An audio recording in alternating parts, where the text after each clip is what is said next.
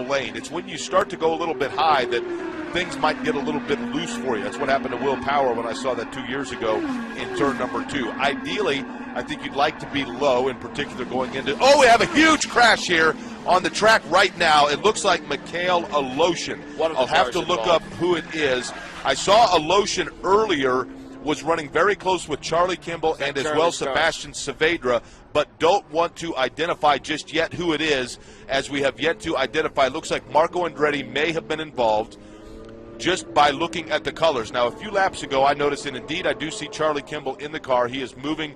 That is good news. But I did see, and he gives 2 thumbs up, does Charlie Kimball. Charlie Kimball gave 2 thumbs up in that 83 machine. I saw earlier that we saw Sebastian Saavedra running with those, but this is going to be Mikhail Aleshin, also Charlie Kimball. Jack Hawksworth is involved as well. Looked like Mikhail Aleshin and Sebastian Bourdais, I understand, also involved.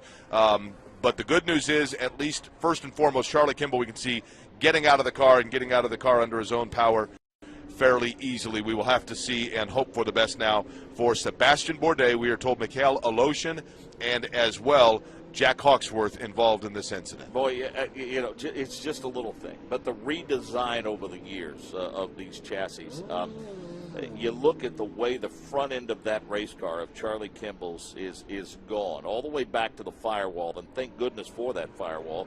We see Marco Andretti, he's out on the course. The safety vehicle is going by to pick up Marco Andretti. So we're happy to report that Charlie Kimball and Michael Andretti both got out of their cars. They appear to be okay. They're walking to the safety vehicles under their own power. We're waiting for an update now to see what the situation is with the car of Jack Hawksworth and the number 11 machine of Sebastian Bourdais. This incident is in turn number 4. Now, Hawksworth is on pit road. Didn't mean to interrupt. Okay. But we do see the 98 machine of Hawksworth is on pit road. Okay. And it looks like they are working on Mikhail Aleshin, and this is probably going to end this session of this warm-up here. It is, because we at can the see Auto now, Club Speedway in Fontana, California. Jake, we can see now that a car got up into the fence, the catch fence portion of it, and has disconnected the fence. There was a piece of suspension caught up in that fence, so that portion with the wheel and suspension, that portion of the fence was ripped away, and this is what you sometimes don't like about final warm-up sessions on ovals.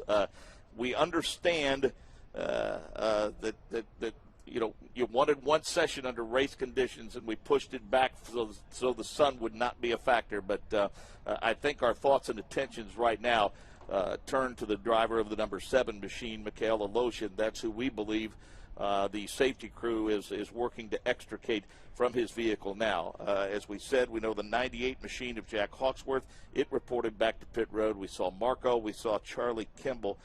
Nick Yeoman, I know you don't have a good view of the entire pit road, but did the 11 of Sebastian Bourdais make it back to pit road? Can you help us with that? I can look. So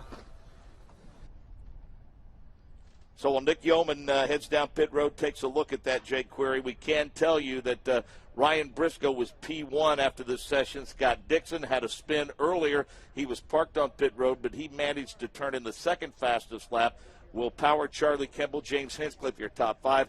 Elio Castro Neves, Tony Kanaan, Marco Andretti. The 11 of Sebastian Bourdais is back on pit lane. No communication from Mikhail Aleshin, according to those in his pit, so we can tell you Bourdais made it back to pit road. The other car involved, Hawksworth, made it back to pit road. We see Marco Andretti walking up pit road now, and we also know that Charlie Kimball was able to get out of his car, and he is, for all intents and purposes, okay. And the focus now and the attention turns to the number 7 machine of Mikhail Aleshin. Let me recap what it was that I saw. In the previous laps, I saw Charlie Kimball, Mikhail Aleshin, and Sebastian Saavedra running fairly close to one another. Nothing unusual. I think just working on the different field, but they did go 3 wide a few times. And then, as you and I were talking, I looked down to the screen. I think the camera moved over at the last time. They have not shown a replay, but definitely saw a car getting up into the air and getting the air underneath them. That clearly was the number 7 car of Mikhail Aleshin, and we can see that there is a substantial amount of damage done to the catch fence in turn number 4, and it looks like one of those Firestone Firehawks is in the catch fence itself. But, of course, our attention now is to the safety and the well-being of Mikhail Aleshin. As we have said many, many times before, Mark, and we'll say many times more, the Hamacho safety crew was there almost immediately. He is in the care of the best medical team that one could have in terms of auto racing when these things, unfortunately, do happen.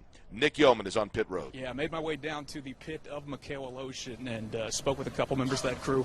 They have not gotten a word yet from IndyCar, and as well they have not heard from their driver, Mikhail Aleshin. Certainly, as we talked about, the intentions right now are to extricate him out of that race car, but the team standing down here and pretty nervous, Mark, because they have not heard from IndyCar or that driver.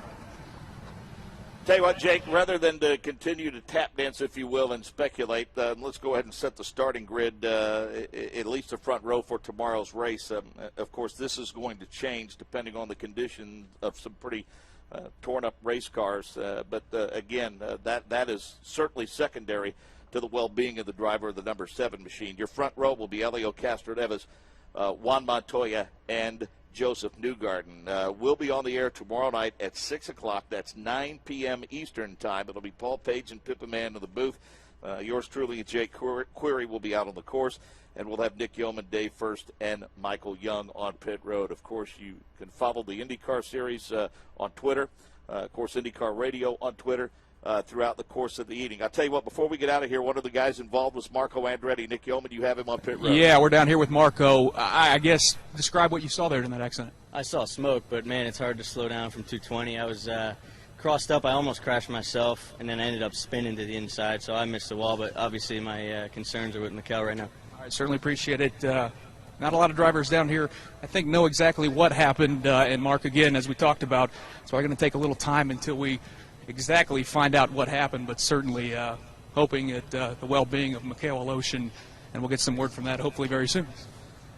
Safety officials are working to repair a section of the fence that was dislodged about the apex of turn number 4. That's one of the many reasons why this session was ended early.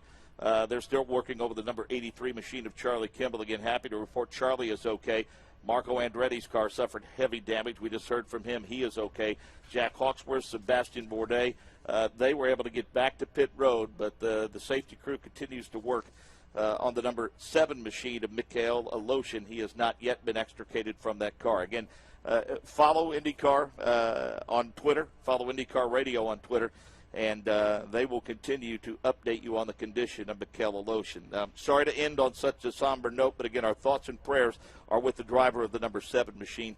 We hope for the best news a little bit later on this evening as soon as we get it from IndyCar. That's going to do it from Auto Club Speedway in Fontana. I want to thank Chris Pollock, our Indianapolis studio producer. Our on-site engineer is Rick Evans. The director of the Indianapolis Motor Speedway Radio Network is Wally Levitt. For Nick Yeoman and Jake Query, I'm Mark James. So long for now from Fontana, California.